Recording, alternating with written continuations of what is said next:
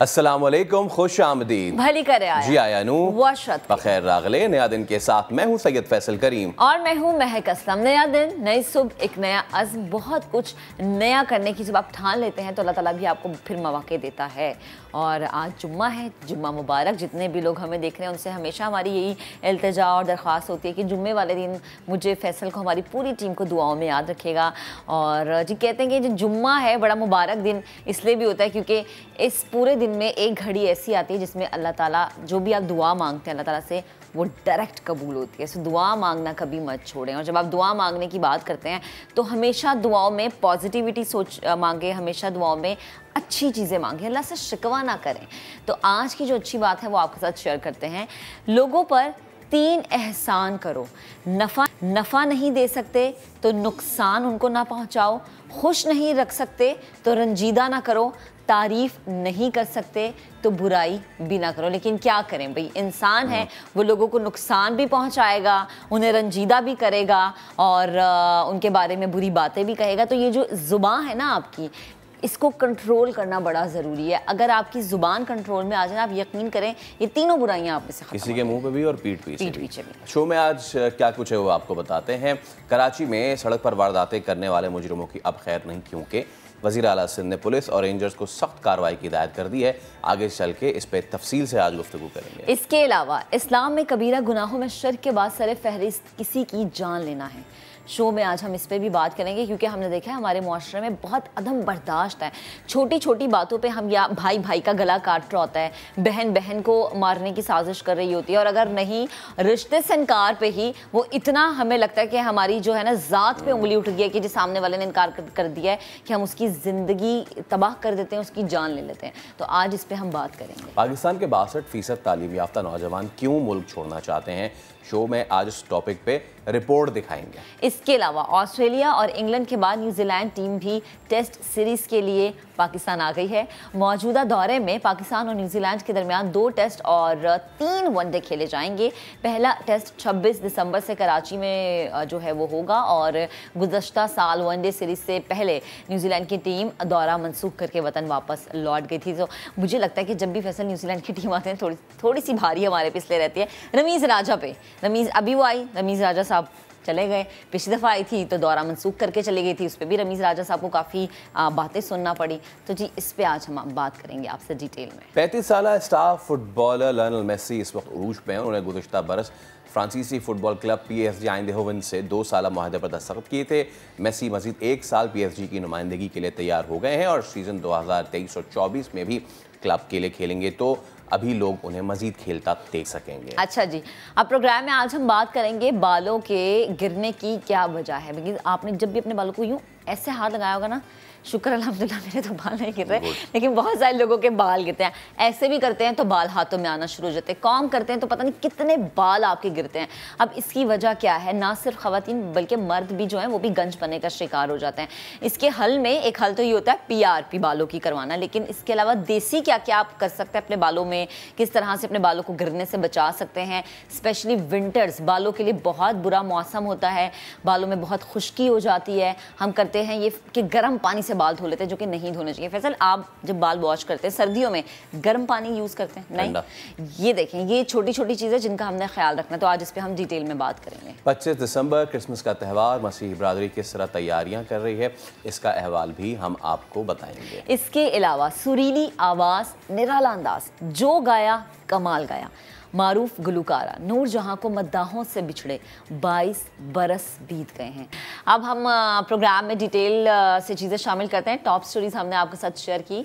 कोयटा की बात करते हैं जहां सर्दी की शिद्दत में खातिर खा इजाफा हुआ है, तो दूसरी तरफ शहरियों ने जो है फूड स्ट्रीट्स का रुख कर लिया है। रौनकें बढ़ गई हैं। जाहिर सी बात है, जब ठंडा मौसम होता है तो लोग जो है वो कहते हैं जी कि मज़ेदार नमकीन सज्जी हो, अफ़गानी कबाब हो, इसके अलावा गरम गरम जो है वो चपातियाँ, और हम भी वहाँ हों। लेकिन हम कैसे हो सकता है कोई चला जाए।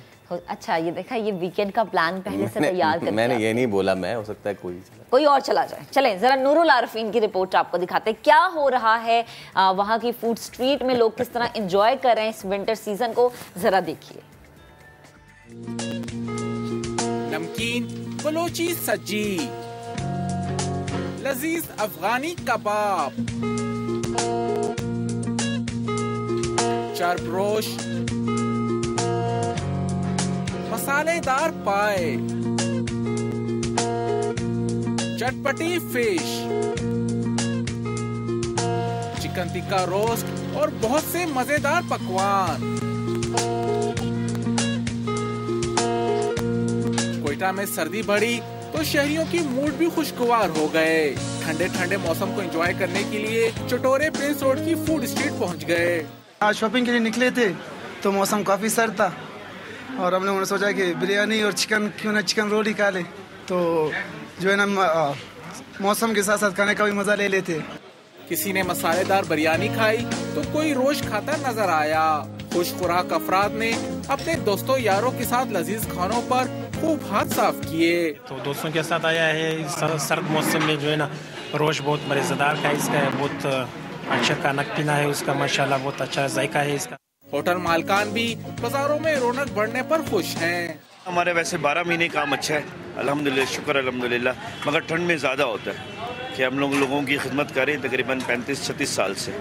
इस हमारे छोटे पाए, बड़े पाए, दालमाश, चने, ओजरी, कड़ी बेस्ट डिश है सर। मौसम का हाल जानने वाले कहते हैं कोयटा समेत शुमाली बलूचिस्तान के बेशतर इलाके आइंदा चंद दिन तक सर्दी की लपेट में रहेंगे। वैसे तो बलूचिस्तान मुनफरिद और जायकादार खानों की वजह से मशहूर है, लेकिन सर्द मौसम में अफगानी कबाब खाने का अपना ही मजा है। कैमरामैन अब्दुल वहीद के साथ नूरुल आरफीन, समा, कोयटा। तो नूरुल आरफीन ने तो कर लिया एंजॉय। अब मज़ीद कुछ सर्दियों पे अगर बात कर लें, मुल्क में कहीं बारिश है, बर्फ़बारी लेकिन बहुत सारी जगहों पे है। पारा जो है वो नुक्ता इंजमा से नीचे जा चुका है, मनफी में चल रहा है। कराची में फाइनली ठंड बढ़ गई है और यस सुबह में एब्सोल्युटली, जब आप सुबह अगर पार्क शार्क जाए ना तो आपको वो चिली वेदर आपको नजर आता है। और रात में भी होती है। सही, तो यानी कराची वाले अब ठंड के मजे ले सकते हैं। लेकिन अगेन वही बात इतनी अजनबियत क्यों है? मैं और आप साथ ही थे ना, तो कल सर्दी नहीं लगी। आई मीन कम ऑन यार, रात में जो वाकई ठंड थी ना ठंड, तो फिर बताएं लोगों को। रात में आपको ये फील हो रहा था कि लाइक आप एक शॉल लेके बाहर निकले, आपने एक स्वेटर पहना हुआ हो, कि वाकई ठंड थी रात में। बट अगेन वही बात है कि जो कराची में सर्दी है वो उससे कई गुना ज्यादा सर्दी जो है ना वो पंजाब में है, नॉर्दर्न एरियाज में है। अब क्या कराची का आने वाले दिनों में वेदर रहेगा? चीफ मेट्रोलॉजिस्ट सरदार सरफराज साहब हमें ज्वाइन कर चुके हैं। सरदार साहब बेहद शुक्रिया वक्त देने के लिए, गुड मॉर्निंग। कराची वालों ने हल्की हल्की सर्दी इंजॉय करना शुरू कर दी है, तो सर मुझे बताएं कि जरा ये वीकेंड पे मौसम कैसा रहेगा कराची का? सर्दी की शिद्दत मजीद बढ़ेगी या जो है उतनी ही रहेगी? जी बहुत शुक्रिया। तो कुछ थोड़ी सी बढ़ सकती है कराची में सर्दी अगले 2 दिनों में, ज़्यादा से ज़्यादा 2 से 3 दिन का ये समझ लें स्पेल है। जैसे आज इस सीज़न का सबसे कम टेम्परेचर रहा है, रात का 10 डिग्री तक आया है मिनिमम। तो अगले 2 दिन भी इसी रेंज में 10-11 हो सकता है। एक दिन में 9 तक भी आ सकता है अगला, मतलब 24 या 25 को। ठीक है। तो लेकिन 27-28 से एक हल्की सी वेव वेस्टर्ली जो है वो गुजरेगी बलूचिस्तान के ऊपर, यानी बलूचिस्तान के साहिली इलाकों में, और उधर कोयटा साइड पे भी कोई हल्की बारिश मुतवक्के है।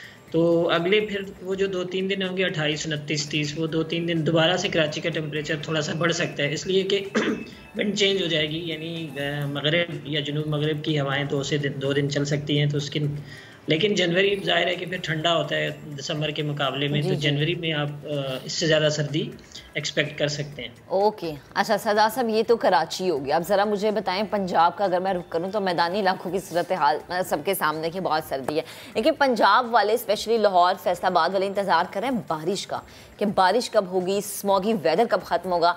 तो क्या सीन है लाहौर में? बारिश आगे आने वाले दिनों में आप कहीं देख रहे हैं?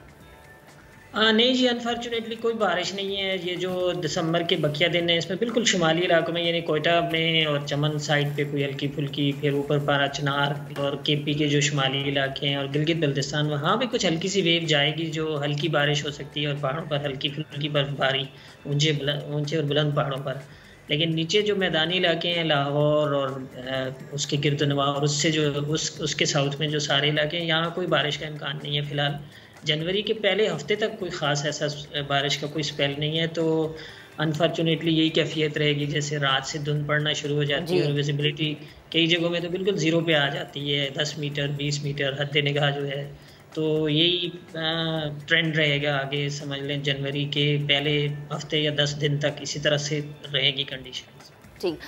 सरदार साहब, लास्ट में मुझे नॉर्दर्न एरियाज़ का भी बता दें कि वहाँ पर क्या सूरत हाल रहेगी, क्योंकि बर्फ़बारी तो वहाँ पर होना शुरू हो गई है, सर्दी की शिद्दत भी बहुत बढ़ गई है, तो ये मज़ीद कितना हम इसको देखेंगे? लाइक लास्ट ईयर जितना हमें वहाँ पर टेम्परेचर नज़र आएगा, जो लोग प्लान कर रहे हैं जाने के लिए, क्या अभी इस मौसम में चले जाएंगे, अभी वेट करें? वो देखिए, अभी बर्फबारी का जैसे पहले जिक्र हुआ ना, कोई इतना खास अच्छा स्पेल नहीं है। वो जो बारिश और बर्फबारी बरसाने वाली मगरबी हवाएं होती हैं, वो कोई इतनी मतलब सिग्निफिकेंट नहीं दाखिल हो रही हैं अभी तक। देखें जनवरी में कैसा मौसम रहता है, लेकिन ओवरऑल इस पूरे सीज़न में जो विंटर सीज़न है दिसंबर से लेके फरवरी तक, इसकी फोरकास्ट आपकी नज़र से गुजरी होगी, हमारी वेबसाइट पर मौजूद है। उसमें मामूल से बहुत कम बारिशें हैं इस दफ़ा। वो उसकी वजह मेन वही है कि जो पैसिफिक ओशन के दर्जा हरारत यहाँ की हमारी बारिशों पर असरअंदाज होते हैं, वो अभी तक मामूल से कम चल रहे हैं। तो समर में तो हमारी जो समर सीज़न की बारिश होती है मानसून की, उसके लिए तो वो अच्छा साबित होते हैं कि यहाँ ज़्यादा बारिशें होती हैं, लेकिन विंटर के लिए उसका बिल्कुल उलट इफ़ेक्ट होता है कि यहाँ पर बारिशें, वहाँ की कम दर्जा हरारत की वजह से यहाँ पर बारिशें कम होती हैं। सही। तो अभी मैंने जैसे आपसे कहा कि जनवरी के पहले हफ्ते तक कोई ऐसा सिग्निफिकेंट स्पेल नहीं है। बिल्कुल जो एक्सट्रीम नॉर्दर्न एरियाज़ हैं, चतराल और गिलगित बल्तिस्तान के इलाके, वहाँ पर कोई हल्की बारिश और हल्की बर्फबारी हो सकती है, लेकिन कोई इतना अच्छा स्पेल नहीं है। वो 1 या 2 दिन का है, हल्की फुल्की है। ठीक है सरदार साहब, बेहद शुक्रिया वक्त देने गुफ्तगू करने के लिए। सो भाई, हर जगह पूरे पाकिस्तान में जहाँ जहाँ लोग रह रहे हैं, बस अभी इंतज़ार करें कि सर्दी आगे मज़ीद बढ़ेगी, कम नहीं होगी, वो चाहे कराची वाले क्यों ना हो।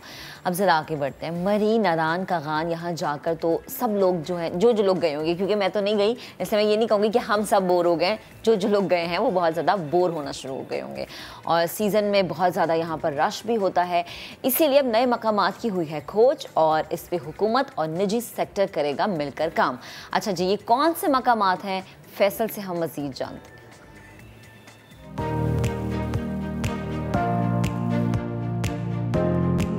पाकिस्तान में सयाहत का बेपनाह पोटेंशियल है। थर की कारूंझर की पहाड़ियों से लेके गिलगित बल्तिस्तान की बर्फ पोश चोटियों तक और पंजाब के मैदानी इलाकों से लेके खैबर पख्तूनख्वा की हसीन चरागाहों तक पाकिस्तान सयाहत के हुस्न से माला माल है। कराची में Khyber Pakhtunkhwa department of culture and tourism की जानिब से एक कॉन्फ्रेंस का इनेकाद हुआ है। आखिर खैबर पख्तूनख्वा का ये महकमा कराची में ये कॉन्फ्रेंस क्यों करवा रहा है, इसके पीछे क्या मकासद हैं, आइए जानते हैं।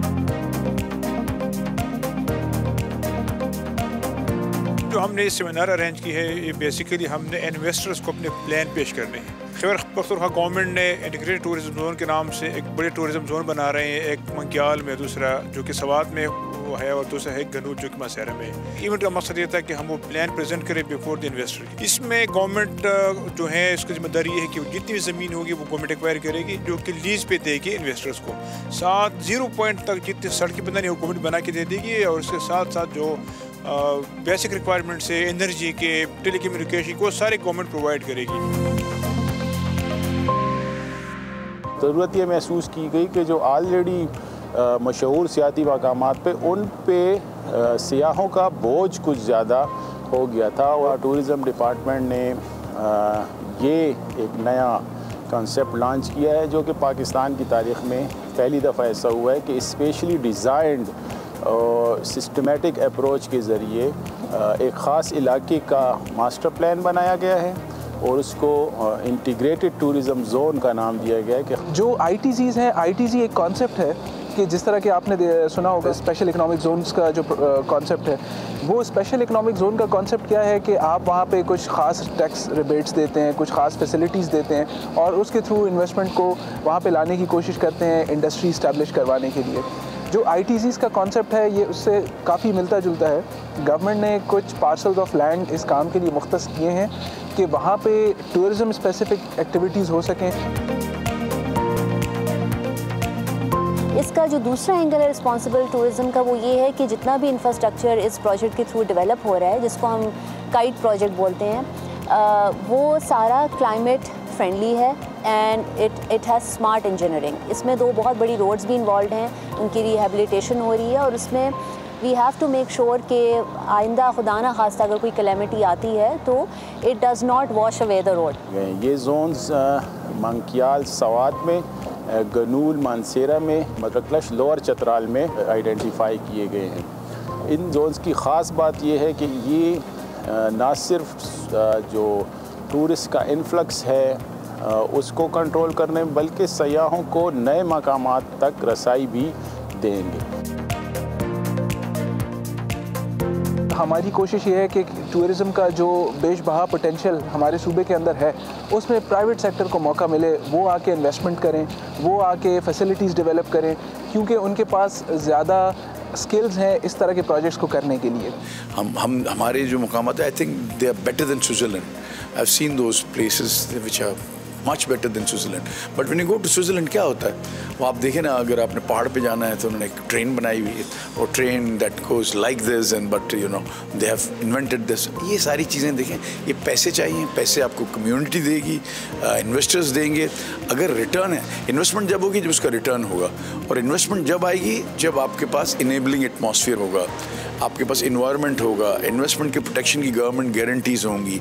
पाकिस्तान में ओवरऑल टूरिज़म में काफ़ी ज़्यादा इस वक्त स्कोप है और पोटेंशियल है दो चीज़ों का। एक तो है जॉब क्रिएशन और दूसरा है fixing the perception of the country, और ये दोनों ही एज वर्ल्ड बैंक हमारे लिए बहुत इम्पॉर्टेंट हैं। और ये इसलिए इम्पॉर्टेंट है कि मुल्क में जब तक इन्वेस्टमेंट नहीं आएगी, चाहे वो डोमेस्टिक रिसोर्सेज से हो या चाहे वो इंटरनेशनल रिसोर्सेज से हो, यहाँ पे लोगों को रोज़गार के मौके नहीं मिलेंगे। अभी तक लोगों को पाकिस्तान के बारे में यही पता है कि यहाँ माउंटेनियरिंग बहुत अच्छी है, यहाँ पे पहाड़ हैं और ये ग्लेशियर्स हैं, लेकिन हमारे पास बहुत कुछ है ऑफ़र करने को।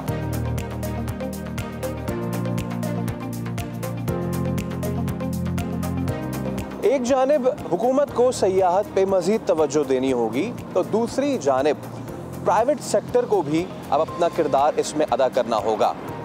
और वहीं पे जिम्मेदारी होती है हम टूरिस्ट की भी कि हम अगर ऐसी जगहों पे जाएं तो हुकूमत और प्राइवेट सेक्टर का हाथ बटाएं, ना कि ऐसी जगहों पे मज़ीद कचरा करके आएँ। तो नए नए मकामात खुल रहे हैं, बड़ी अच्छी बात है फैसल। आप पुराने पे तो चली जाएं। ये मेरे मियाँ लेके नहीं जाते, वो कहते हैं चले कहीं घूमना फिरना तो बाहर चलो पाकिस्तान। फिर आप जो है ये सोचें कि सब्र का फल मीठा है। हाँ, मैं वैसे अब इख्तलाफ करना शुरू हो गई हूँ कि मुझे लगता है कि बाहर जाने से बेहतर है कि आप जो पैसा वहाँ ज़ाया कर रहे होते हैं या आप जो वहाँ के घूमने फिरने पे पैसा लगाते हैं, वही पैसा अपने मुल्क की खूबसूरती को ढूंढने में, डिस्कवर करने में लगाएं। तो बाहर जाने से पहले यहाँ तो चली जाए। मैं यही तो कह रही हूँ ना कि बाहर नहीं जाना चाहिए, आपको अपने मुल्क की खूबसूरती को डिस्कवर करना चाहिए। अच्छा जी, जरा आगे बढ़ते हैं। पाकिस्तान के 62% तालीम याफ्ता नौजवान क्यों मुल्क छोड़ना चाहते हैं, ये बहुत बड़ा सवाल है।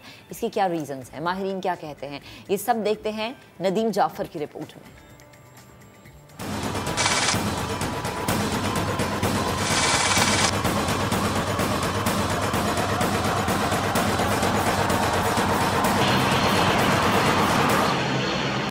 पाकिस्तान में माशी तरक्की के दावे कब नहीं हुए, रोजगार की फराहमी का नारा हर दौर में मकबूल रहा, मगर आज मुल्क का नौजवान अपने मुस्तकबिल से मायूस है। Pakistan institute of development economist के हालिया सर्वे में हैरान कुन नताइज सामने आए। शहरों में मुकीम 62% तालीम याफ्ता नौजवान जिनकी उम्र 15 से 24 साल के दरमियान है, बैरून मुल्क जाने के ख्वाहिशमंद हैं। मेरा ख्याल है ये जो survey Pakistan institute of development economics ने किया है, ये एक सही वक्त पर किया है कि पाकिस्तान के जो मौजूदा हालात हैं उनको देखते हुए ये कहना जो है वो गलत नहीं है कि मेजॉरिटी पाकिस्तान की यूथ जो है वो पाकिस्तान से बाहर जाना चाह रही है। यूथ के बाद जब यंग वेमेन की बारी आती है तो वो फर्दर मार्जिनलाइज्ड हैं। उसके अलावा जो है वो हमारे कुछ ऐसी एथनिसिटीज़, हमारी मिनॉरिटीज़, हमारे कुछ ऐसे लेस डेवलप्ड एरियाज़ हैं जहाँ पर जॉब्स की कमी है, जहाँ पर स्टूडेंट्स ये समझते हैं कि वो डिग्निटी से काम नहीं कर पाएंगे और इसके अलावा उनकी सेल्फ़ रिस्पेक्ट नहीं होगी। ये वो सारे अवामल हैं जिसकी वजह से यूथ जो है वो छोड़ना चाह रही है। क्योंकि अभी भी हमारा फोकस उन लोगों के ऊपर है जो वेल्थी हैं, उन लोगों के ऊपर है जो रिटायर्ड लाइफ्स गुजार रहे हैं। तो लिहाजा यूथ ये समझती है कि ये शहर उनके लिए मौजू नहीं है। महकमा इमिग्रेशन की रिपोर्ट के मुताबिक 2022 में 7,65,000 अफराद बेहतर माश की तलाश में बैरून मुमालिक गए। 2021 में ये तादाद सिर्फ 2,25,000 थी। सवाल ये है कि ये नौजवान जो इस मुल्क की आबादी का 64% है, पाकिस्तान क्यों छोड़ना चाहते हैं? हमने ये वजह उनसे भी पूछी कि अगर आप मुल्क छोड़ के जाना चाह रहे हैं तो क्यों जाना चाह रहे हैं। सबसे बड़ी वजह जो हमें मिली उसका जो कनेक्शन था वो ऑब्वियसली इनकम से था। उनका ख्याल है कि यहाँ उनको एक तो बराबरी के मौके नहीं मिल रहे और दूसरा ये कि उनको शायद ये यहाँ वो इज्जत नहीं मिल रही। ऑफ कोर्स यहाँ पे क्योंकि इतनी अपॉर्चुनिटीज़ नहीं है। अब हम जैसे BSc की डिग्री कर रहे हैं, ई-कॉमर्स रिलेटेड हमारी फील्ड है, एक्चुअल साइंस और बाकी डेटा साइंस से रिलेटेड है, तो इसकी ना यहाँ पे इतनी स्कोप है ना इतनी जॉब अपॉर्चुनिटीज़ हैं। जितनी भी डिग्रीज़ हैं यहाँ उसकी उस तरीके से रिस्पेक्ट नहीं है एज़ कम्पेयर टू जैसी उसकी बाहर है। ग्रेजुएशन करके निकल जाते हैं, मास्टर करके निकल जाते, मास्टर करके डिग्रियाँ हाथ में लेके क्या हो जाते हैं, वो दर के ठुकरे खाते हैं। टैलेंट होता है हमारा, जो मुल्क को इस वक्त ज़रूरत है जिनकी, वो अपने मुआशी अखराजात यहाँ पर बैठ के पूरा नहीं कर सकते। मैं ये कहना चाहती हूँ कि पाकिस्तान की ज़्यादातर वुमेंस जो हैं वो बाहर इसलिए जाना चाहती हैं क्योंकि यहाँ पे इक्वल अपॉर्चुनिटीज़ नहीं है उनको अवेलेबल। 44% नौजवानों की अक्सरियत बेहतर माशी मौके ना होने, इज्जत ना मिलने और अदम तहफ़्फ़ुज़ की बिना पर बैरून मुल्क जाने के ख्वाहिशमंद। सिंध, KP और बलूचिस्तान के 42% और आज़ाद कश्मीर गिलगित के 44% नौजवान मुल्क से बाहर जाना चाहते हैं। ख़ास क्लास है जो कि पूरी इकोनॉमी को जो है वो उन्होंने कैप्चर किया हुआ है और पाकिस्तान को जो है वो इस कंडीशन में पहुंचाई है। हमारे पास कुछ भी नहीं है। हमारे पास जो है वो बस एक ही चीज़ है कि हम जो है वो जल्दी से जर्मनी, UK या ऑस्ट्रेलिया किसी अच्छे मुल्क जाएं और वहाँ पे जो है वो अपने मुस्तकबिल का तयन करें। पॉलिसी मेकर्स प्रॉपर तरीके से पॉलिसीज़ नहीं बनाते, सारे तो फेवरेटिज्म और करप्शन का वो सीन चल रहा है यहाँ। They are studying a lot. If you see, like a lot of us, we are pursuing our MPhil. But if you ask us what are we earning, we are earning nothing. मेरे ख्याल से अब यहाँ पे फजूल है। पाकिस्तान के शहरों से नकल मकानी का ये रुझान इस बात को साबित करता है कि मुल्क के शहरों की अक्सरियती आबादी मौजूदा निज़ाम ज़िंदगी से न सिर्फ मायूस है बल्कि ये अफराद इस मुल्क से अदम तहफ़्फ़ुज़ का शिकार भी हैं। एक बार फिर आपको नया दिन में खुश आमदेद कहते हैं। एक बड़ा ही देरीना मसला है और वो जेंडर से और एज से हट के है, जिस सबको ये मामलात हो जाते हैं, बालों का गिरना। वेदर भी उसमें बड़ा इफ़ेक्ट डालता है। लाखों अफराद को ये मसला दरपेश है। अब ये मसला बाल गिरने से लेके फिर जिनको बाल खुरा कहते हैं एंड देन मुकम्मल गंजपन तक ये हो सकता है।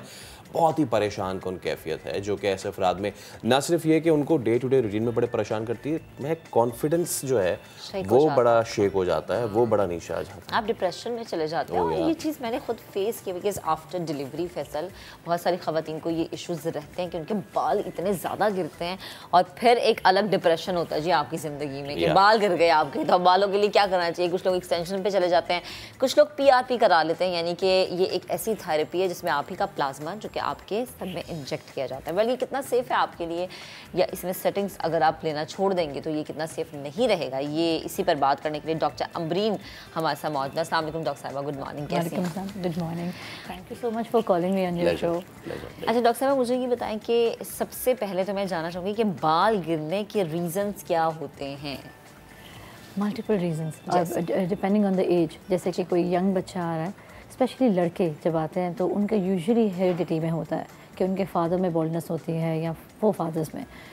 पर इसी तरह अगर लड़की यंगर एज में, बहुत कम लड़की ऐसी होती है जिसके यंगर एज में बाल गिरे हो, अगर यंगर एज में बाल गिरे हैं तो फॉर श्योर या कोई हार्मोनल इशू है। अच्छा। या if she is having some PCOS, कोई हार्मोनल मेडिसिन पे है। अच्छा। या फिर ऐसा है कि उसने अपना ख्याल नहीं किया और डैंड्रफ छोड़ दी बालों में। अच्छा, जैसे कि हम ये कहते हैं ना कि बाल अगर आप टेंशन में तो बाल गिरते हैं। हाँ। एक वो है ना कि बाल क्यों गिर रहे हैं, क्योंकि आपको टेंशन है, टेंशन क्यों है, क्योंकि बाल गिर रहे हैं। हाँ। तो ये एक वो सर्कल है जो मेरे ख्याल से शायद आपके ज़्यादा बाल गिराता है। हेयर फॉल है ही, आप यकीन करें, मैंने जितने पेशेंट्स देखे, I am been working for 15 years now, I have seen this hair fall every other person. मतलब हर दूसरा बंदा आके कहता है बाल गिर रहे हैं। और किसी किसी के आपको बताऊं मैं कि इतने हैवी थिक लंबे बाल होते हैं लड़कियों के, बिकॉज ऑफ दिस हैवीनेस उनके आगे से बाल गिर रहे होते हैं। अच्छा। इतनी हैवीनेस होती है बालों में कि उन्होंने कभी लाइफ में ना एक सिंपल सा हेयर कट ही नहीं लिया होता या उन्होंने कोई लेयर्स नहीं कराई होती।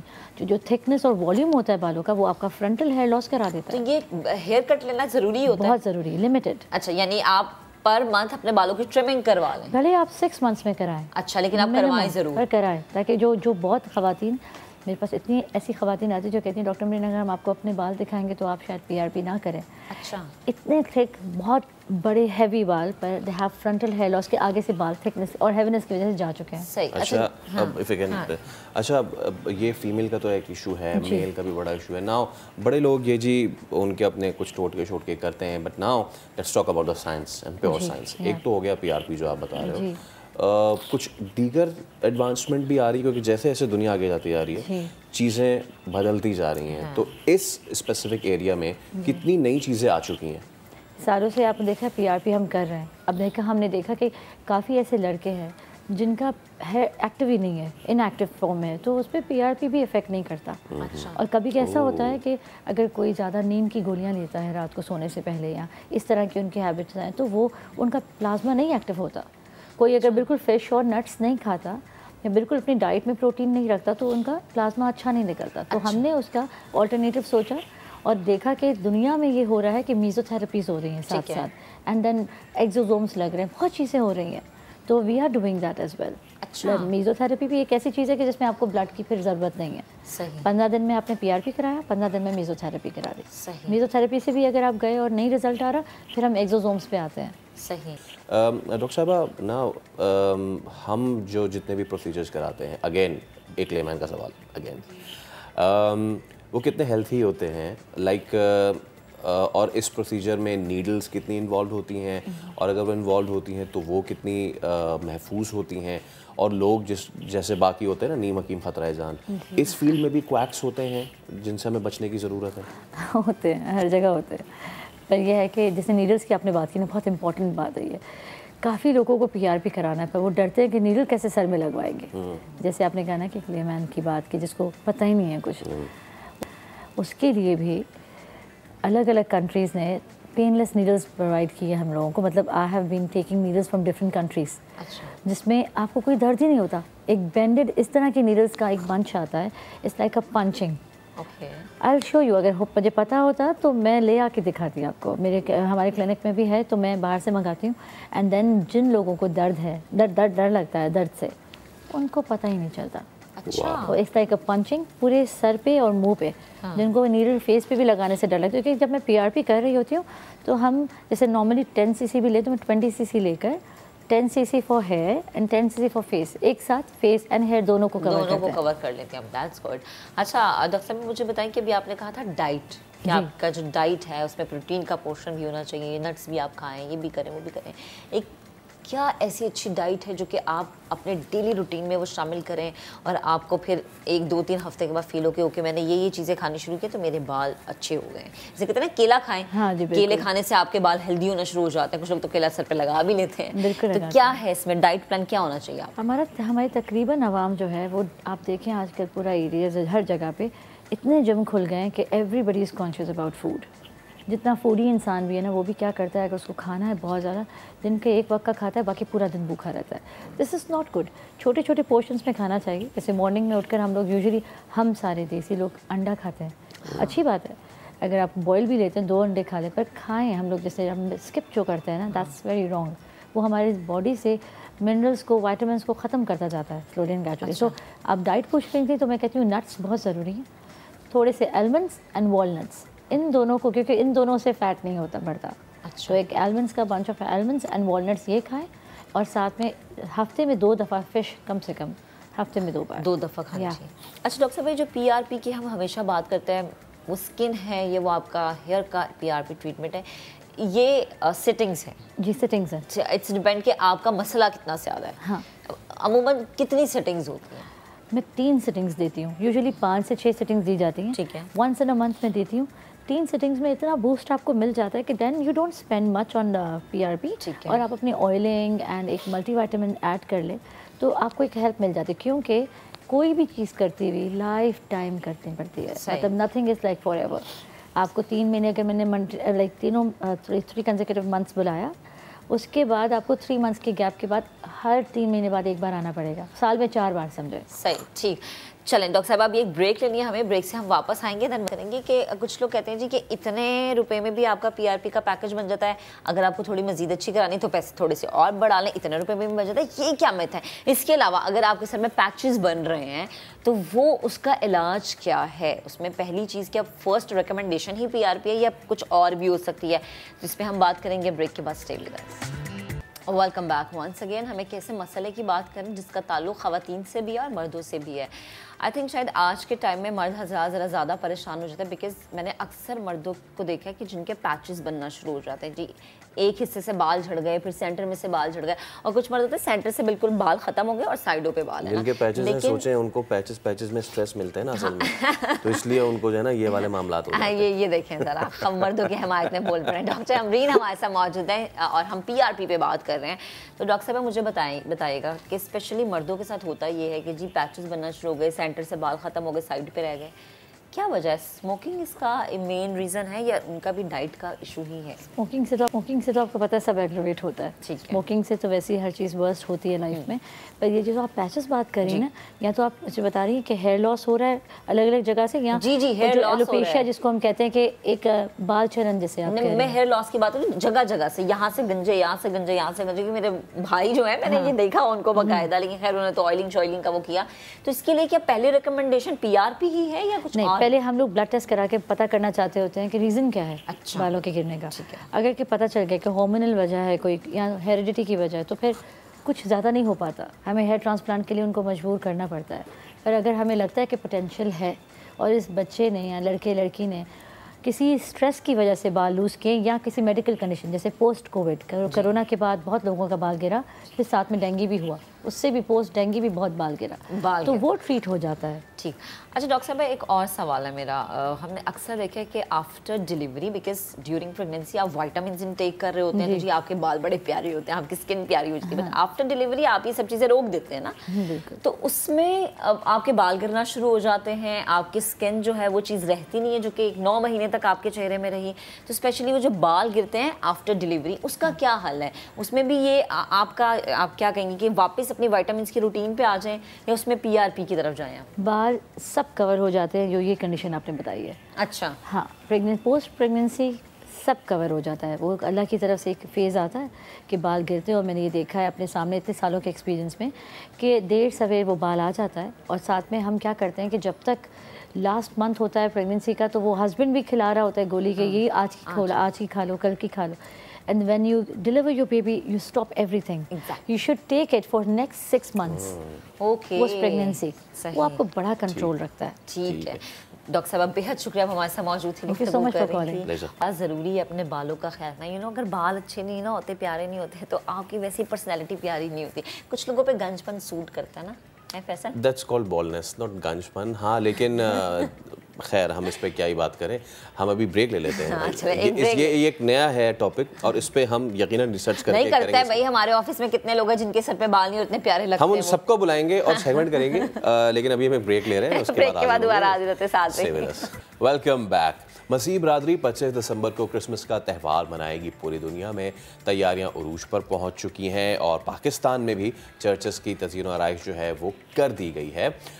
मसीह बरादरी के अक्सरियती इलाकों में डेविड स्टार आवेज़ा कर दिए गए हैं, घरों में क्रिसमस ट्री सजा दिए गए हैं। अच्छा, मेरी को एंकर महक असलम साहिबा जो हैं वो उन्होंने की पार्टी, ठीक है, वो हमारी एक क्रिश्चियन फैमिली के घर गई, तो वहाँ किस तरह की प्रिपरेशन हुई और मैं ज़्यादा इंटरेस्टेड हूँ ये देखने में कि उन्होंने केक कौन सा खाया। तो देखते हैं ज़रा जी। तो जनाब 25 दिसंबर दुनिया भर में क्रिश्चियन कम्युनिटी क्रिसमस को सेलिब्रेट करती है और हमारे मुल्क में खूबसूरती यही है कि जितनी भी अक़लियती बिरादरी है उन सबको आज़ादी होती है अपने हर त्यौहार को आज़ादी के साथ मनाने की। मैंने सोचा कि ज़रा क्रिसमस का मौका है, आपको दिखाते हैं तैयारियां कैसी हैं, बाज़ारों की रौनक कैसी हैं वो तो हम आपको दिखाएंगे, लेकिन घरों के अंदर क्या तैयारियां हैं ये दिखाना बहुत ज़रूरी है, क्योंकि मेरे पीछे आप देख सकते हैं ये जितना भी डेकोरेट हुआ हुआ है ये ख़ुद समरीन ने किया है। अब आप कह रहे होंगे समरीन कौन है? कैमरे के पीछे ज़रा आपकी बात भी करवाते हैं समरीन से, कितना वक्त लगा तैयारी में, और उनके कुछ दोस्त भी हैं उनसे भी जानेंगे कि कितना वक्त था तैयारी में, क्या समरीन ने अकेले किया, और बड़ा मज़ेदार म्यूज़िक भी बजाते हैं ये लोग, वो भी आपको दिखाएंगे।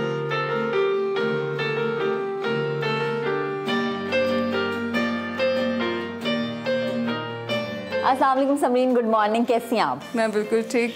अच्छा मुझे बताइए, सारी डेकोरेशन खुद की है, किसी ने साथ दिया? नहीं, एक्चुअली ये सारी डेकोरेशन अकेले बंदे का काम नहीं है। My family just did it, my sisters were with me, my helpers were with us, they were here till 2 I guess right last night। अच्छा, रात 2 बजे तक वो लोग ये करते रहे। इवन मैंने इसमें थोड़ी सी कम कंट्रीब्यूशन की थी। अच्छा, आइडिया आपका होगा? जी सही है। अच्छा, वैसे आइडिया सबसे ज़्यादा ज़रूरी होता है, जिसका आइडिया होता है ज़्यादा क्रेडिट उससे जाता है। अच्छा, तो मुझे बताएं क्रिसमस की क्या तैयारियां हैं?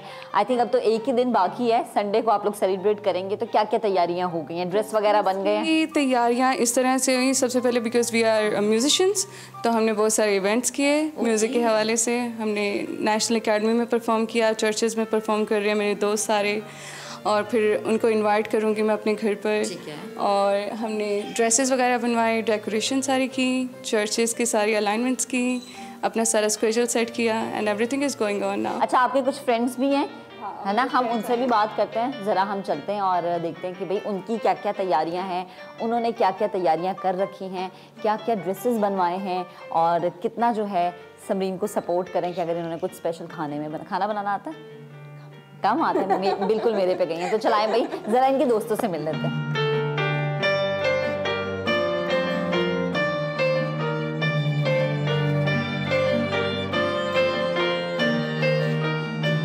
समरीन की मदर और उनकी फ्रेंड संध्या इस वक्त हमारे साथ मौजूद है। समरीन से तो हमने बात कर लिया, अब जरा हम आंटी से बात करते हैं। अस्सलाम वालेकुम आंटी, कैसी हैं आप? सलाम, मैं बिल्कुल ठीक ठाक। तैयारियां पूरी हैं? हाँ, मुकम्मल है तैयारियां, शुक्र है। शॉपिंग मुझे लगता है रात तक चलेगी, 24 की रात तक चलेगी। रहती है ना बेटा वो तो। हाँ, तो आपने बच्चों की चीजें पूरी हैं, आपकी चीजें पूरी हैं, किसकी चीज की कमी है? कौन तंग करेगा कि मैंने शॉपिंग अभी नहीं की? अभी छोटे जो है वो जाएंगे उनका जी, वो उनको लेके जाएंगे बाजार, फिर उनके पसंद। किस कलर का ड्रेस आपने बनवाया है?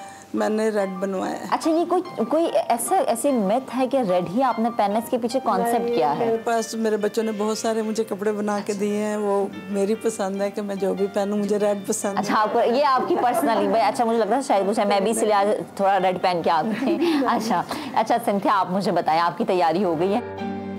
जी, ऑलमोस्ट हो गई है, ड्रेस बन गया? यस। अच्छा, मुझे ये बताएं कि 24 की रात लेट नाइट आप लोग चर्च जाते हैं, फिर अर्ली मॉर्निंग भी जाते हैं, तो सेंटा क्लॉज से मुलाकात होती है? बिल्कुल होती है। वो एक क्रिसमस का इवेंट था, तो उसमें सेंटा क्लॉज आए हुए। अच्छा, तो ये मुझे बताएं, इसमें आपकी तैयारी जो है वो मतलब खवातीन की, तो चाहे ईद हो या कोई भी त्यौहार हो, उनकी तैयारी तो महीने पहले शुरू हो जाती है, तो क्या आपकी भी तैयारी ऐसी महीने पहले स्टार्ट किया आपने?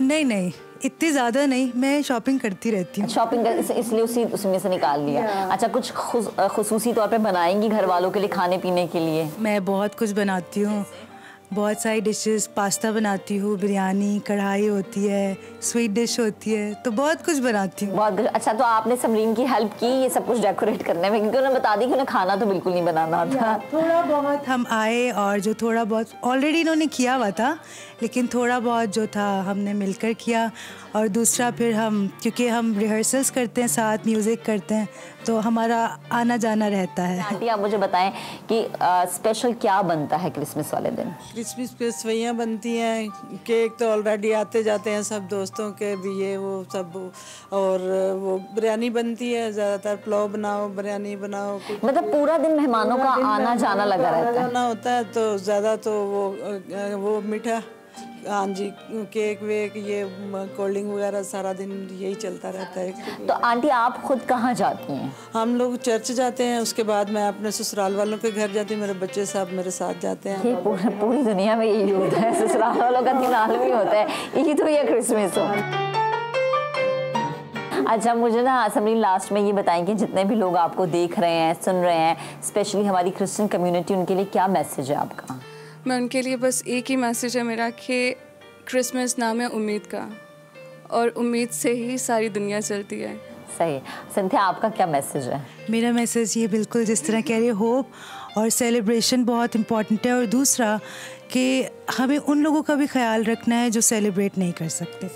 अपनी शॉपिंग करो, मगर दूसरों को भी देखो, और जो नहीं कर सकता, अपनी शॉपिंग में से हाफ उनकी शॉपिंग। क्या बात है। ओके आंटी, आपका क्या मैसेज है? बेटा, मेरे जो मेरे नौकर हैं, उनको हम लोग कपड़े वपड़े देते हैं, उनको केक देते हैं, अपने मतलब जो रिश्तेदारों में थोड़े वो हैं उनको उनका ख्याल रखते हैं। और ये बड़ी अच्छी बात है और आई थिंक क्रिसमस का मैसेज भी यही है। अच्छा जी, म्यूज़िक रिहर्सल्स की इन लोगों ने बात की है तो कितना कुछ इन लोगों ने सीखा है। तो आए, इनके एक फ्रेंड भी हैं, बल्कि 2 फ्रेंड्स हैं जो कि हमें ज्वाइन करेंगे और उसके बाद हम केक भी काटेंगे। मैंने सुना कि भाई केक बहुत मज़े का होता है तो मैं तो आज ही खा के जा रही हूँ, 25 को भी आऊँगी खाने के लिए। तो चलें ज़रा हम देखते हैं इनकी म्यूज़िक परफॉर्मेंस की, भाई क्या कुछ ये लोग बजा सकते हैं, क्या कुछ परफॉर्म कर सकते हैं।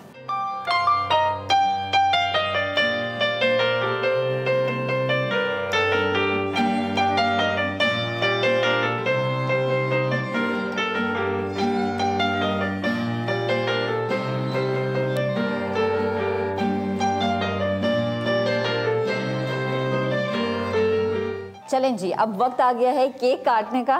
मतलब सबको इंतज़ार होता है और ये बहुत मज़ेदार केक होता है। ये तो आज हम यहाँ पर मौजूद है तो ये अभी का केक काट रहे हैं, लेकिन 25 को एक और केक काटेंगे हम। तो aunty please. We wish you a Merry Christmas, we wish you a Merry Christmas, we wish you a Merry Christmas and a Happy New Year.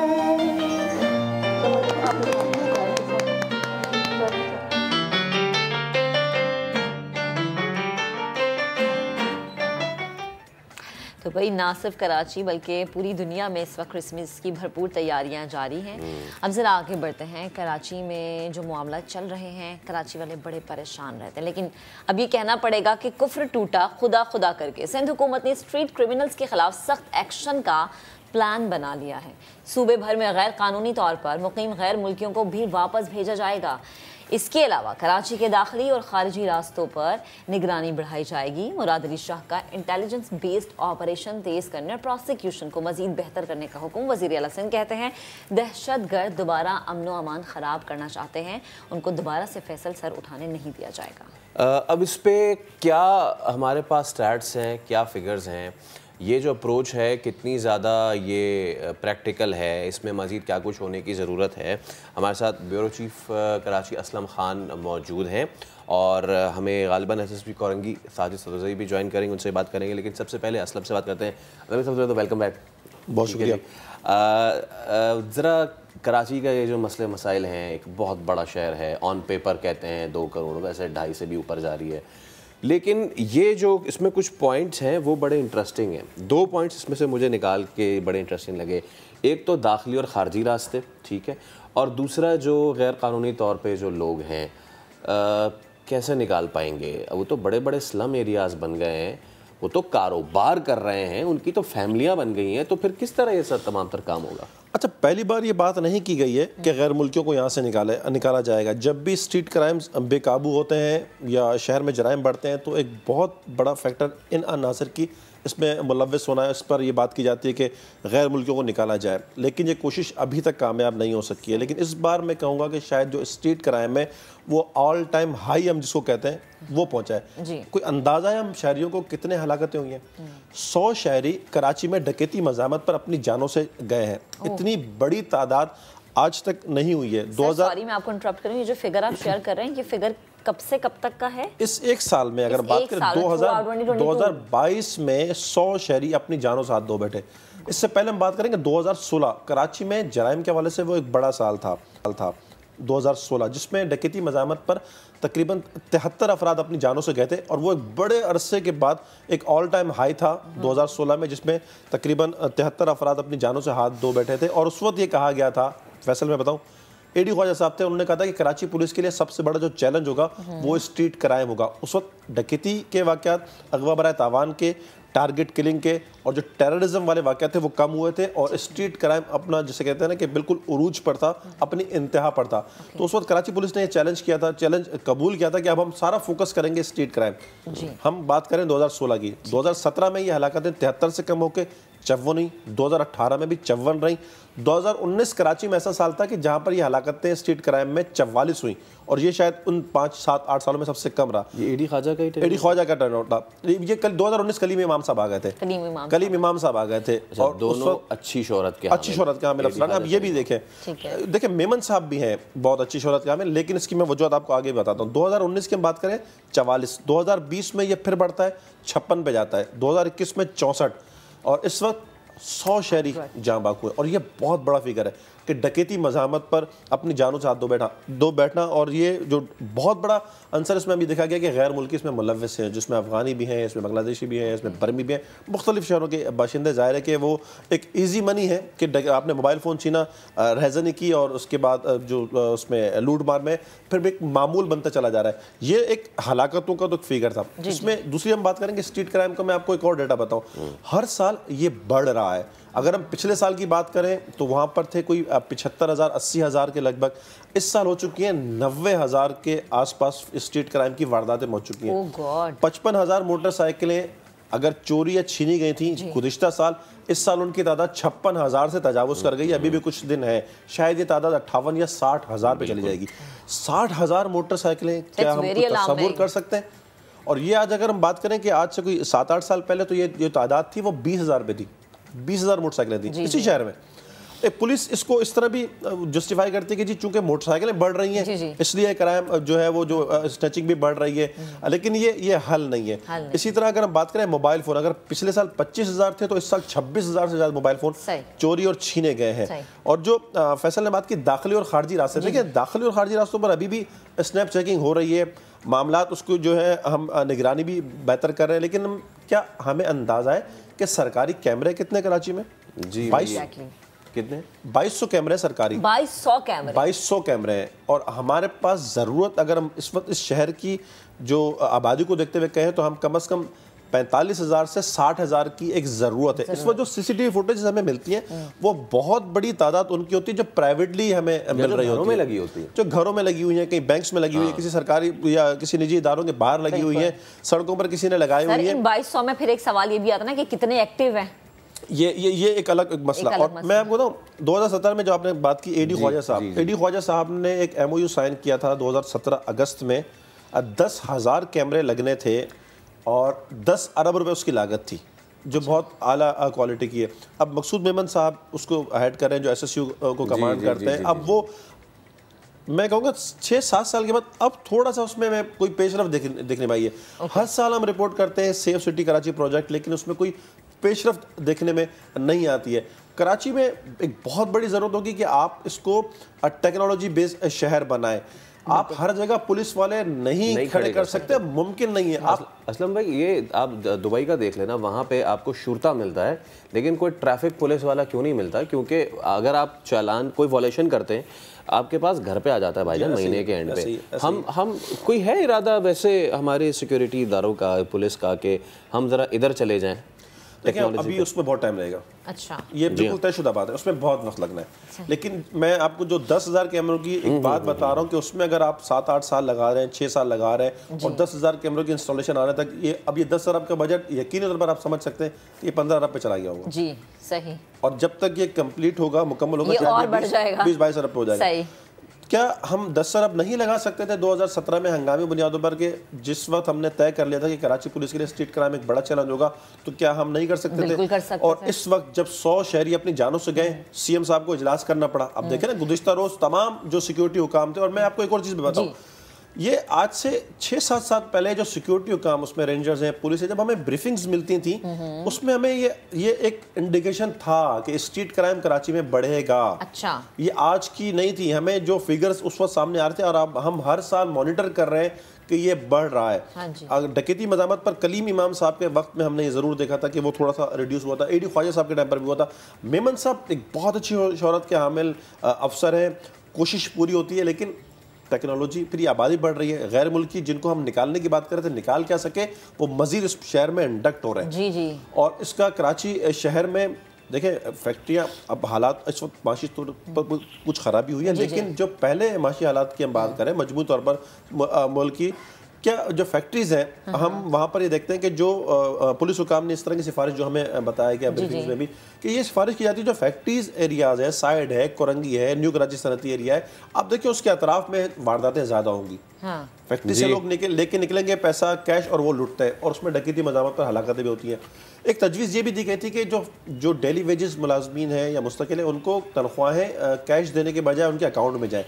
ये एक जिसे हिकमत हम कह सकते हैं कि ये इस पर शायद कुछ कम हो सके, ख़त्म नहीं होगा। मैं ये जो आपने बात की, ये अच्छा हो गया कि साजिद सदोज़ई साहब जो SSP कोरंगी वो हमारे साथ इस वक्त आ चुके हैं। साजिद साहब अस्सलाम वालेकुम, बहुत शुक्रिया आपकी तशरीफ़ आवरी का शो में, और बड़ा अहम ये संगीन मसला है। वैसे तो हम ओवरऑल बात कर रहे हैं, कोरंगी की बात करें, सनती एरिया है हमारा, बहुत बड़ा ये इलाका है, तो अब इसमें हमारे साथ हमारे ब्यूरो चीफ असलम खान भी बैठे हुए हैं। एक बड़ा ये अहम इन्होंने नुक्ता उठाया, और उसमें हम पुलिस को तो क्रिटिसाइज़ करते ही हैं, लेकिन उसमें इन्होंने नुक्ता उठाया जो सबसे ज़्यादा वहाँ पे जो फैक्ट्रीज़ हैं वहाँ के मुलाजमीन, उनसे यही छीना झपटी होती है वो 1 से 10 तारीख के बीच में। क्यों? क्योंकि वो अपने डेली वेजेस पे कैश देते हैं। तो मैं चाहूँगा इस पर भी थोड़ा सा बताएं, और क्या ये फैक्ट्रीज ट्रांसफ़र नहीं कर सकती उनके अकाउंट में इस तरह के मामला, अगर अकाउंट हैं तो उनके पास? जी अस्सलाम वालेकुम। जी बिल्कुल, वो हम फैक्ट्री वालों से बात भी कर रहे हैं, और इस हवाले से फैक्ट्री वाले भी हमारे साथ कोऑपरेट कर रहे हैं, और उनका अकाउंट वगैरह में पैसे अब ट्रांसफ़र कर रहे हैं, उनके बना भी रहे हैं ATM कार्ड भी। दूसरा यह है कि ये जो अनफॉर्चुनेटली पिछले दिनों में जो जितने भी इंसिडेंट हुए हैं, ये ज़्यादातर इनमें से कोई भी इंसिडेंट फैक्ट्री एरियाज में नहीं हुए हैं। ये ज़्यादातर इंसिडेंट हुए हैं जो स्लम एरियाज हैं या रिमोट एरियाज हैं। Korangi as such open area है, और उसका प्रॉब्लम यह है कि एक तरफ तो मेन इंडस्ट्रियल एरिया है, इंडस्ट्री है, और दूसरी तरफ बिल्कुल इर्रेगुलर आबादियाँ हैं, बहुत ज़्यादा हैं, जो जिसमें कोई कौन आ रहा है कौन जा रहा है या किस तरह की, और गरीब लोगों की ज़्यादा आबादियाँ हैं, और वो भी छोटे छोटे घर हैं, और बहुत बड़ी बड़ी आबादियाँ, मतलब उनमें फैमिलीज रह रही हैं। तो बेसिकली रेगुलर आबादी उस तरह नहीं है जिस तरह के बाकी कराची के बाकी मेन एरियाज में होती है। तो इस वजह से कोरंगी में इर्रेगुलर आबादियों की वजह से कोई चेक एंड बैलेंस इन पे नहीं होता, उस वजह से थोड़ा सा सर कता कलामे की माजरत, आबादी वाले इलाके हों या ना आबादी वाले इलाके हों, घर छोटा हो या बड़ा हो, सिक्योरिटी प्रोवाइड करना तो यकीनन जिम्मेदारी आप लोगों पे ही आयद होती है ना। आवाम तो अब अपनी सिक्योरिटी नहीं खुद बना सकती, तो इस हवाले से अगर कोई प्लान तरतीब दिया गया हो, या आपकी नजर में या आपके जहन में कोई पॉइंट हो जो आप शेयर करना चाहते हैं। आप देखें, परसों भी हमारे 3 पुलिस एहलकार, 2 शहीद हुए, 1 जख्मी हुए, तो वो एरिया में मूव कर रहे होते हैं। हमने इसका प्लान निकाला हुआ है, और पेट्रोलिंग करते हैं, मोटरसाइकिल पेट्रोलिंग हम इवन फार फ्लंग एरियाज में कर रहे हैं। हम सिर्फ एक रीज़न आपको बता रहे थे कि एक रीज़न कोरंगी का यह है कि वो इर्रेगुलर आबादियों की, मतलब यह है कि कोई उनकी अकाउंट फॉर नहीं होता है कि कौन आ रहा है, कोई कश्मीर से आए वापस चला जाए क्राइम करके, सिंध से आए, पंजाब से आए, या बलूचिस्तान से आए, इवन अफगानी बस्तियां भी बहुत ज़्यादा हैं। तो इस वजह से मैं जनरल बात कर रहा था। अदरवाइज पेट्रोलिंग हम करते हैं, और इसी वजह से उस दिन हमारे 3 जवान, 2 जख्मी, 2 शहीद हुए, 1 जख्मी हुआ, और उसमें 2 डकैत मारे भी गए। और इनकाउंटर्स भी इस एरिया में बहुत ज़्यादा होते हैं पुलिस का और उनका। लेकिन यह है कि एक ओवरऑल क्राइम पहले की निस्बत कम हुआ है, लेकिन वायलेंस जो है वो ड्रग की वजह से अब पहले की निस्बत ज़्यादा हुई है। पहले क्राइम अगर हो भी जाता था छीना झपटी, तो उसमें वायलेंस का उनसर कम होता था, लेकिन अब जब से ये ड्रग आम हुई है, और उस वजह से अब ये प्रॉब्लम आता है कि जो क्राइम वाले लोग होते हैं वो ड्रग ही होते हैं, और उसमें वो नशे की आदत में वो ये साजिद साहब ने बिल्कुल ठीक कहा। वक्त की कमी है, इस पर हम मज़ीद भी बात करना चाह रहे थे, लेकिन अभी आपका शुक्रिया असलम साहब, बहुत शुक्रिया।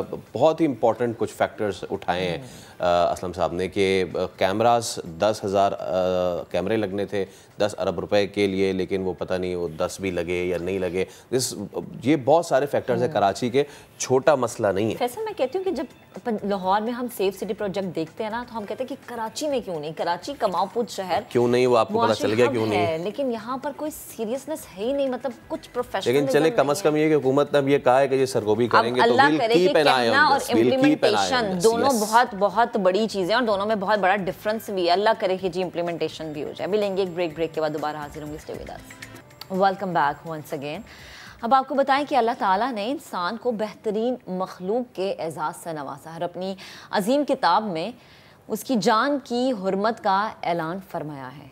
रब बारी ने बग़ैर किसी वजह के एक फ़र्द के कत्ल को पूरी इंसानियत के कत्ल के मुतरादिफ करार दिया है। अभी कुछ देर पहले, ब्रेक से पहले हमने बात की थी कि सिर्फ कराची की हमने मिसाल दी थी कि 100 लोग इस पूरे साल में मारे गए हैं डकैती पर, किस तरह से चंद रुपयों की खातिर, एक मोबाइल की खातिर किस तरह से लोगों की जान ले ली जाती है और रहम भी नहीं आता। और शायद अल्लाह ताला का खौफ भी दिलों में अब मौजूद नहीं है कि इंसान ये सोचे कि यार मैं किसी की जान ले रहा तो मैंने आखिरत में अल्लाह को क्या मुंह दिखाना है। एक ये वजह। दूसरी, इतनी अदम बर्दाश्त हमारे मुआशरे में हो गई है कि अगर कोई हमारी बात ना माने या हमें लगता है कि जी हमारे रास्ते का कांटा है तो उसको हटाने का एक वही तरीका ये है कि उसका कत्ल कर दिया जाए, उसको मार दिया जाए। इतने आप बेहिस कैसे हो गए हैं हमारे मुआशरे में? ये जो बढ़ती हुई बेहिसी है, इस पे बात करना फैसल बहुत ज़रूरी है। बिल्कुल। हमारे साथ Islamic scholar doctor Farhan Awais साहिबा मौजूद हैं। अस्सलाम वालेकुम डॉक्टर साहिबा, बहुत शुक्रिया, जुमा मुबारक। वैसे अच्छा डॉक्टर साहबा, ये अभी ब्रेक पे जाने से पहले ही हम बात कर रहे थे और जो हमें स्टैट्स और फिगर्स मिले, उन अगर अदाद शुमार को सामने रखा जाए तो उसमें से एक बात बड़ी साफ़ और वाज़ेह नज़र आती है, जान की हुर्मत जिसका कितनी अहमियत है हमारे कुरान में, अल्लाह के नज़दीक, हमारे रसूल अकरम सल्लल्लाहु अलैहि वसल्लम के नज़दीक अहादीस कितनी है इसके बारे में, हम लोगों में बिल्कुल भी उसकी अहमियत नहीं है। ये कहाँ पहुँच गए हैं और इसकी वजह आप क्या समझती हैं? पहले तो सिर्फ छीना झपटी हुई और एक दो लपड़ लगाए और ख़त्म, लेकिन अब अगर सड़क पे भी कोई हो रहा है तो उसको भी वहीं गोली मार दी जा रही है। इस तरह के भी वाक़यात आए हैं कि घरों में डकैती हुई है तो वहाँ भी डकैती और करने के बाद और लोगों को निशाना बना के, तो मैम इसकी क्या वजह समझती हैं? बिस्मिल्लाहिर्रहमानिर्रहीम। देखिए, आपने जैसे शुरू में ही कहा कि इस्लाम तो जो है वो सलामती का, अमन का, हमदर्दी का, मोहब्बत का दीन है। और अल्लाह रब्बुल इज़्ज़त ने जब इंसान को अपना नायब बनाकर, खलीफा बनाकर दुनिया में भेजा तो तब भी अल्लाह रब्बुल इज़्ज़त ने उसे एक निज़ाम के साथ भेजा कि देखो तुम अमन और सलामती कायम करो दुनिया में, और इस ज़मीन पर जितनी भी मखलूक़ात हैं, सिर्फ इंसान नहीं बल्कि हैवान भी, दरख्त भी और दीगर जो मखलूक़ात हैं, उनको अमन और सलामती से रहने का हक़ हासिल है, तो उनको रहने दो। ये तो अल्लाह का निज़ाम है। अल्लाह रब्बुल इज़्ज़त ने उसके साथ अपनी किताब भी दे दी कि अगर समझ में ना आए तो इससे तुम रहनुमाई ले लो, ये तुम्हारी रहनुमाई करेगी। लेकिन फिर इंसान ने क्यों ये सब कुछ किया, जबकि कुरान भी हमें बता रहा है, अहादीस भी बता रही हैं। मशहूर और मारूफ हदीस है कि मोमिन वो है जिसकी ज़ुबान से और हाथ से दूसरे को नुकसान ना पहुँचे। यानी मोमिन का क्राइटेरिया ही यही है कि ना वो अपनी ज़ुबान से किसी को नुकसान पहुंचाए और ना ही अपने हाथ से। या ज़ुबान से मुराद ये कि ऐसा ना हो कि आप ये कहेंगे जी मुझे तो सच बोलने की आदत है, मैं सच बोलूँगा, लेकिन दूसरे का जो है ना वो दिल आज़ारी भी हो रही है, उसको तकलीफ भी हो रही है, तो आप गुफ्तगू भी ऐसे करेंगे दूसरे को आपके लफ्ज़ों से कोई तकलीफ़ ना पहुँचे। यहाँ तक कहा। फिर कुरान पाक में इतने वाज़ेह तौर पर इरशाद है कि देखो तुम नाहक एक दूसरे का माल और एक दूसरे की जान मत लिया करो। और फिर इसी तरह सूरह निसा की आयत नंबर 93 में एक मौके पर अल्लाह रब्बुल इज़्ज़त ने ये फरमाया कि देखो तुम नाहक किसी की जान ना लो, अगर तुम बिला वजह किसी की जान लोगे तो तुम्हारे लिए एक ही सज़ा है और वो है जहन्नुम का अजाब, और वो मुसलसल है। फिर उसमें मज़ीद ये फरमाया कि अल्लाह ताला ने ऐसे लोगों पर लानत फरमाई है और अल्लाह का गज़ब है उन पर और वो हमेशा उसमें रहेंगे। यानी इतना वाज़ेह तौर पर बता देने के बावजूद अगर हम नहीं समझते तो इसकी वाहिद एक रीज़न है कि हमने कुरान को नहीं पढ़ा, हमने कुरान को नहीं समझा, हमने अहादीस को नहीं पढ़ा और हमने उसको नहीं समझा। हम सिर्फ दावेदार हैं कि हम मोमिन हैं, हम मुसलमान हैं, लेकिन हमने उस सिस्टम को तो पढ़ा ही नहीं है जिसको पढ़ने के बाद हम मोमिन कहला सकें, या उन अहादीस को, रसूल पाक की सीरत मुबारका को पढ़ने के बाद हम ये कह सकें कि हाँ हमने ये हदीस सुनी थी और हमने इसको फॉलो किया। तो हम कैसे मोमिन और कैसे मुसलमान हैं अगर हम इन तमाम चीज़ों से दूर हैं? तभी ये सब कुछ हो रहा है। तो बुनियादी तौर पे मैं समझती हूँ कि ये दीन से दूरी की वजूहात हैं, क्योंकि जब हम दीन से दूर हो जाते हैं और हम सिर्फ दुनियादारी में लग जाते हैं और हम सिर्फ यही सोचते हैं कि हमने किस तरह से दुनिया कमानी है, तो फिर हम हलाल और हराम और जायज़ और नाजायज़ को भूल जाते हैं। हमारे जहनों से ये फ़र्क ख़त्म हो जाता है। वरना जो रसूल पाक सल्लल्लाहु अलैहि वसल्लम का उम्मती है वो ये कैसे कह सकता है और कैसे कर सकता है कि किसी की दिल आज़ारी करे और किसी को मारे, जबकि रसूल पाक ने खुतबा हज्जतुल विदा पर भी एक वाज़ेह पैगाम दिया था कि देखो मेरे बाद गुमराह ना हो जाना कि एक दूसरे की गर्दनें मारने लगो, और आज के दिन से तुम्हारे ऊपर दूसरे का माल, जान और आबरू हराम है।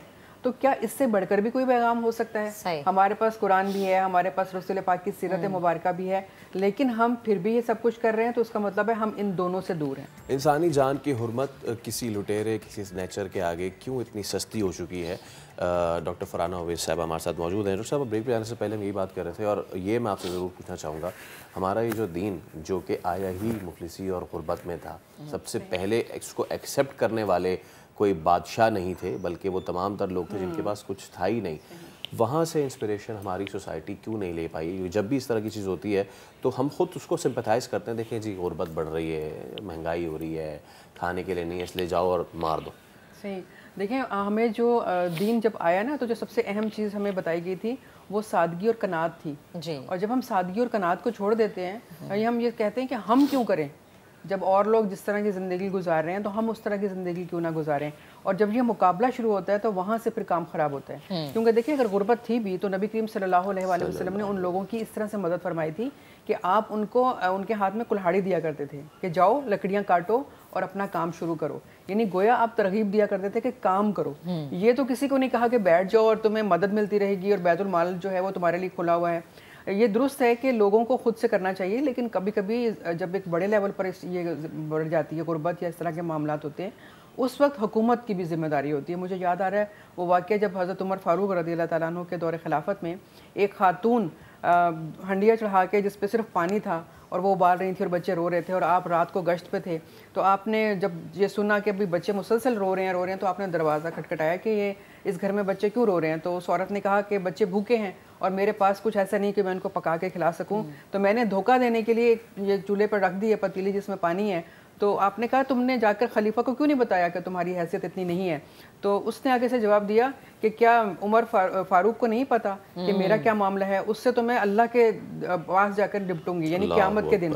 तो आप कांप गए थे उसकी ये बात सुनकर कि जब उसने ये जुमला कहा कि मैं तो क़यामत के दिन उससे पूछूंगी कि वो अगर खलीफा है तो उसको मेरी खबर क्यों नहीं है। तो यहाँ पर ये बात बड़ी इंपॉर्टेंट है कि क्या सारे गरीब जो हैं वो खुद ही जाके बताते रहे हुकूमत को नहीं पता कि इस वक्त जो हालात हैं उसमें वो उसको आसानी दे। उनके ऊपर बहुत सारे मामलात ऐसे हैं जिनको आसान कर दे ताकि उनका ज़िंदगी को गुजारना आसान हो जाए। ये ज़रूरी नहीं है कि आप उनको पैसे दें, जाके आप उनके टैक्स के मामलात में नरमी कर दें। बहुत दफ़ा ऐसा हुआ कि टैक्स जो थे वो ख़त्म कर दिए जाते थे, जब कहत पड़ता था या ऐसे मामलात होते थे तो खलीफा वक्त जो थे वो टैक्स माफ़ कर दिया कर देते थे। उनके ऊपर जो जिम्मेदारियाँ एडिशनल होती थी उनको ख़त्म कर दिया करते थे कि जब तक हालात बेहतर नहीं हो जाते और आम जिंदगी जो है वो मामूलात पे नहीं आ जाती तो हम आपसे एक्स्ट्रा चीज़ें नहीं लेंगे, आपके ऊपर बर्डन नहीं डालेंगे। तो मैं समझती हूँ ये हुकूमत वक्त की इस वक्त जिम्मेदारी है। जब कोई भी क्राइम या कोई चीज़ें बढ़ जाती हैं तो फिर वो एक इंसान के इख्तियार में नहीं रहती, फिर वो एक बड़े लेवल पर काम करने की ज़रूरत होती है और वो हुकूमत कर सकती है। सही। डॉक्टर साहिबा थैंक यू सो मच, आप हमारे साथ मौजूद थी, गुफ्तगू कर रही थी, आपने वक्त निकाला। और कहते हैं ना कि रियासत माँ जैसी होती है, तो फिर माँ का किरदार भी अदा करना बड़ा ज़रूरी है ताकि बच्चे गलत रास्तों पर ना चलें। हम ज़रा आगे बढ़ते हैं। साल 2022 रुखसत होने वाला है, आज 23 तारीख है, थोड़ा ही वक्त रह गया जब हम 2023 को वेलकम करेंगे। आखिरी हफ्ता, आखिरी जो दिन चल रहे हैं 2022 के, tarot card reader Mariam Naseem join ज्वाइन कर चुके हैं। उनसे जानेंगे कि भाई कैसा रहेगा ये लास्ट कुछ डेज़ जो हैं। तो मरियम अस्सलाम वालेकुम, गुड मॉर्निंग, कैसी हैं आप? वालेकुम अस्सलाम जी, गुड मॉर्निंग, शुक्र अल्लाह का, बिल्कुल ठीक ठाक। अच्छा मरियम, मुझे बताएं कि ये जो आखिरी दिन है दिसंबर के, ये कैसे रहेंगे पाकिस्तानियों के लिए? बिल्कुल ठीक है जी, हम हर ज़ोडिएक साइन का क्विकली देख लेते हैं। जी जी। थोड़ी सी एडवाइस और थोड़ी सी प्रेडिक्शन। ये मैं कार्ड्स जो है आपके सामने शफल कर रही हूँ और लाइव में ही मैं निकालती हूँ और आप भी देखिए और मैं भी देखती हूँ कि क्या आता है हर ज़ोडिएक साइन के हवाले से कि कैसा रहेगा। ओके जी जी जी। अच्छा, सबसे पहले जी हमारा ज़ोडिएक साइन आ गया एरीज का। ठीक है। कोई नया रोमांस, कोई नई पॉसिबिलिटी किसी तरह की इमोशनल साइड पे, ये भी कार्ड एक इमोशनल साइड पे है, तो इमोशनली बहुत अच्छा रहेगा। बहुत ज़्यादा जो है वो लव लाइफ जो है उसमें कोई नई चीज़ आ सकती है, नई चीज़ एंटर हो सकती है, लेकिन कॉन्फ्लिक्ट से बचना है एरीज को। ओवरऑल इस वीक में किसी किस्म के झगड़े और मसाइल और इस तरह की चीज़ों में नहीं उलझना। ठीक है। नेक्स्ट हमारा ज़ोडिएक साइन आ गया टॉरस का। ठीक है। टॉरस जो है उनको होपफुल रहना है, उनको एक क्लियर डायरेक्शन मिलने के चांसेस हैं इस साल के आखिरी हफ्ते में, जो 2022 का लास्ट वीक है। उसमें एक होप का रिन्यूअल होगा, एक क्लियर डायरेक्शन मिलेगी और किसी भी तरह की हार्ट ब्रेक से उन्होंने घबराना नहीं है। कोई मुसीबत या मसाइब आए तो उनसे घबराना नहीं है, क्योंकि वो एक हायर स्टेटस रखते हैं अपनी मुश्किलों का मुकाबला करने के लिए। तो होप का दामन उन्होंने हाथ से नहीं छोड़ना और किसी भी तरह की मुसीबत से घबराना नहीं है टॉरस ने। इंशाल्लाह जो है वो अगले साल में भी वो मुसीबतों का मुकाबला करने के काबिल होंगे, इंशाल्लाह ताला। जेमिनाई हमारा नेक्स्ट आ गया। जेमिनाई जो है वो बड़ी जो है लास्ट वीक जो है वो बड़े बैलेंस के साथ, बड़े सुकून के साथ गुजारते हुए नजर आ रहे हैं। बहुत ज़्यादा अथॉरिटी उनके हाथ में मुझे नज़र आ रही है, कंट्रोल नज़र आ रहा है मुझे उनके हाथ में। लेकिन ये है कि इन सारी चीज़ों के साथ साथ किसी हद तक शायद उनके अंदर एक बोर्डम या इमोशनल डिटैचमेंट आ सकती है। तो अपने आप को फ्रेश रखें, एक्टिवेटेड रखें, चीज़ों के अंदर इमोशनल इंटरेस्ट लें, क्योंकि आपके अथॉरिटी में, आपके कंट्रोल में काफ़ी कुछ है जो कि इस हफ्ते में आप ऑर्गेनाइज कर सकते हैं और अपनी ज़िंदगी में एक स्टेबिलिटी और स्ट्रक्चर लेके आ सकते हैं। ठीक है। नेक्स्ट ज़ोडिएक साइन हमारा आ गया कैंसर। कैंसर जो कि मैं खुद भी हूँ। एक नया स्टार्ट, एक नई लीप ऑफ फेथ, एक नई चीज़ ज़िंदगी में आती हुई नज़र आ रही है। थोड़ी सी रेस्ट, रिलैक्सेशन या फिर किसी तरह से कोई वेकेशन भी प्लान की जा सकती है इन आखिरी दिनों को एंजॉय करने के लिए। और जो है ओवरऑल जो है, चूंकि कैंसेरियन वैसे भी इंट्यूटिव होते हैं, तो अपने अंदर की आवाज को सुने, अपने जो आपके अंदर से आवाज निकलती है, जो एक आपकी छठी है आपकी जिन बातों की तरफ इशारा करती है, तो इस आखिरी हफ्ते में उन चीजों को फॉलो करें और उसकी बेस पे कोई नया स्टार्ट लें, तो ये आपके हक में ज्यादा बेहतर होगा। ठीक है, ठीक है जी। उससे अगला हमारा ज़ोडिएक साइन आ गया लियो। लियो को थोड़ा सा हैंड टू माउथ रहना पड़ेगा, थोड़े से पैसे की तंगी का सामना करना पड़ सकता है, लेकिन उनके लिए एडवाइस ये है कि अपनी लॉजिक और विजडम से काम लें, इमोशंस से हटके अपने ब्रेन को इस्तेमाल करें, अपने एक्सपीरियंस को इस्तेमाल करें जो उन्होंने अब तक एक्वायर किया है, और अपने फाइनेंशियल मैटर्स को बहुत सोच समझ के और जो है साबित कदमी से लेके चलने की कोशिश करें। वर्गो का देख लेते हैं। जी जी। वर्गो की जिंदगी में जो है वो एक बहुत ज्यादा चेंज और ट्रांसफॉर्मेशन का कार्ड है। ये जो डेथ का कार्ड है, ये फिजिकल डेथ का कार्ड नहीं होता है, ट्रांसफॉर्मेशन का कार्ड होता है कि कोई चीज एंड अप हो रही है, लेकिन जब कोई पुरानी चीज खत्म होती है तो वो एक नई बिगिनिंग का ही पेशखैमा बनती है। बिल्कुल। वर्गो के अंदर बहुत ज्यादा मुझे ग्रोथ की और अपनी क्रिएटिव साइड को इस्तेमाल करने की इस आखिरी वीक में एबिलिटी और क्वालिटी जो है वो नजर आ रही है। और ओवरऑल जो है कोई सेलिब्रेशन, कोई इनकी भी जिंदगी में कोई किसी किस्म का स्ट्रक्चर या मजबूती आ सकती है अगर ये चीजों को ट्रांसफॉर्म होके किसी नई चीज के लिए रास्ता सुकून से ओपन होने दें अपने इस आखिरी हफ्ते में। अच्छा, अब लिब्रा का ज़ोडिएक साइन आ गया। लिब्रा के लिए कोई वेकअप कॉल मुझे नजर आ रही है, कोई ऐसी चीज, कोई ऐसा साइन जिसको सुनना उनके लिए जरूरी है। थोड़ा सा जो लिब्रा है वो मुझे हवाई किले तामीर करते हुए नजर आ रहे हैं आखिरी हफ्ते में, तो उनको थोड़ा सा प्रैक्टिकल होके सोचना चाहिए कि जो ऑप्शंस वो इस वक्त कंसिडर कर रहे हैं वो वाकई पॉसिबल हैं भी या नहीं है। सही। और जो है थोड़ा सा उन्हें जो है अपने दिमाग के झमेलों से निकल के जो है फैसले करने चाहिए। हवाई किले भी नहीं करने चाहिए, अपने दिमाग में मेंटल फाइट्स भी नहीं करनी चाहिए, बल्कि उन्हें जो इशारे मिल रहे हैं कुदरत की तरफ से उनके ऊपर थोड़ा सा ध्यान देना चाहिए। ठीक है। 8th हमारा आ गया जी स्कॉर्पियो। ठीक है। स्कॉर्पियो को कुछ चीजें जगह करनी पड़ेंगी इस आखिरी हफ्ते में, लेकिन अगर वो अकेले बैठ के इंट्रोस्पेक्ट करें, अपने अंदर की चीज़ों को थोड़ा सा झांकें, तो उनको ज़्यादा रहनुमाई मिल सकती है और काफ़ी कंट्रोल और अथॉरिटी वो हासिल कर सकते हैं अपने फ्यूचर के बारे में। और बिजनेस के लिए भी, जो बिजनेस करते हैं जो स्कॉर्पियो, उनके लिए भी ये एक अच्छा हफ्ता होगा जिसमें वो डिसीजन ले सकते हैं फ्यूचर के बारे में ज़्यादा बेहतर तरीके से कि 2023 में आखिर उनके प्लान्स क्या हैं। ओके। सेजिटेरियस जो है उनके लिए बहुत अच्छा कार्ड ये निकला है, बहुत ज़्यादा फेम है, बहुत ज़्यादा पोटेंशियल है, बहुत ज़्यादा क्लैरिटी है सेजिटेरियस के लिए इस हफ्ते में। लेकिन ये है कि थोड़ा सा शायद उनको वेट करना पड़े, किसी किस्म का सेक्रीफाइस उनकी जिंदगी में आए, तो थोड़ा सा उन्हें आउट ऑफ द बॉक्स सोचना पड़ेगा। जो भी वेट है उनके पास, अगर कोई चीज उन्हें ऐसे लगता है कि उनके कंधों पे बोझ ज्यादा है और कोई चीज उन्हें वे डाउन करी है और उनको लाइमलाइट में आने से रोक रही है, तो उसकी सबसे आसान स्ट्रेटेजी ये होती है कि अपना बोझ आप दूसरों से बांट लें। मिल बांट के अगर आप चलेंगे, लोगों के साथ टीम वर्क करेंगे, तो वो आपके हक में ज्यादा बेनिफिशियल होगा। सही है, ठीक है। मरियम, आपको यहाँ पे रोकना पड़ा क्योंकि वक्त की किल्लत है हमारे पास। इंशाल्लाह नेक्स्ट टाइम जब भी आप हमें ज्वाइन करेंगी, हम सारे साइंस के बारे में, सारे हाउस ऑफ स्टार्स के बारे में आपसे पूछेंगे। चलें जी, अभी हमें दे इजाजत, अब आपसे मुलाकात करेंगे इंशाल्लाह मंडे को। अपना बहुत सा ख्याल रखिएगा। 2 दिन बेस्ट ऑफ नया दिन जरूर देखिएगा, फीडबैक दीजिएगा। अल्लाह हाफ़िज़।